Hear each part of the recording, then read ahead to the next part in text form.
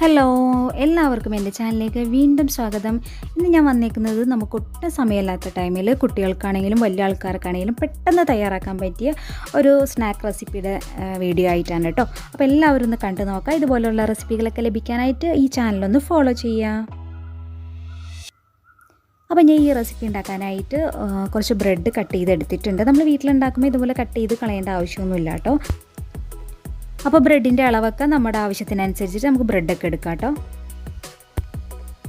ഞാനിവിടെ ഒരു പാത്രത്തിൽ കുറച്ച് ബട്ടർ എടുത്ത് വെച്ചിട്ടുണ്ട്. ബട്ടർ അല്ലെങ്കിൽ നെയ്യ് വേണമെങ്കിലും നമുക്ക് എടുക്കാം കേട്ടോ. അത് ഞാനൊരു പോർഷൻ ഫുള്ളായിട്ട് ആദ്യം തേച്ച് പിടിപ്പിക്കുവാണ്. മറ്റേ വശത്ത് ഞാൻ തേച്ച് പിടിപ്പിക്കുന്നില്ല. നമ്മൾ പാത്രത്തിലേക്ക് വെക്കുന്ന ടൈമിൽ ആ പാത്രത്തിലൊക്കെ കുറച്ച് പോകും. അതുകൊണ്ട് ഒരു വശം മാത്രം നമുക്ക് ഈ ബട്ടർ നന്നായിട്ടൊന്ന് തേച്ച് പിടിപ്പിച്ച് കൊടുക്കാം കേട്ടോ.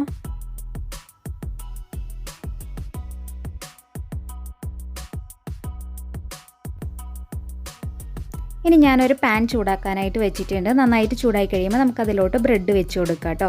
അപ്പോൾ നമ്മൾ ബട്ടർ തേച്ച വശം താഴോട്ടായിട്ട് വെച്ച് കൊടുക്കണം. ഇനി നമുക്ക് ഇതിൻ്റെ മുകളിലായിട്ട് നമ്മൾ താഴെ ബട്ടർ തേച്ച മാതിരി തന്നെ നന്നായിട്ടൊന്ന് സ്പ്രെഡ് ചെയ്ത് കൊടുക്കാം. ഈ സമയത്ത് നമുക്ക് വേണമെങ്കിൽ ഗീ ആണെങ്കിലും എന്ത് വേണമെങ്കിലും ചേർത്ത് കൊടുക്കാം കേട്ടോ.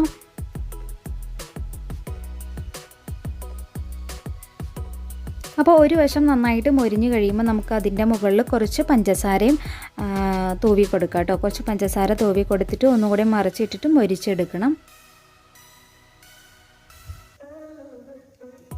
അപ്പോൾ ഏകദേശം രണ്ട് സൈഡും ഞാൻ പഞ്ചസാരയൊക്കെ വിതറി നന്നായിട്ട് മൊരിച്ചെടുത്തിട്ടുണ്ട്. അപ്പോൾ ഇത്രയും പണിയുള്ളൂ. നല്ല സിമ്പിളായിട്ടുള്ളൊരു സ്നാക്കാണ് ഇത്. കുട്ടികൾക്കും വലിയ ആൾക്കാർക്കൊക്കെ ഒരുപോലെ ഇഷ്ടപ്പെടും. ഒട്ടും സമയം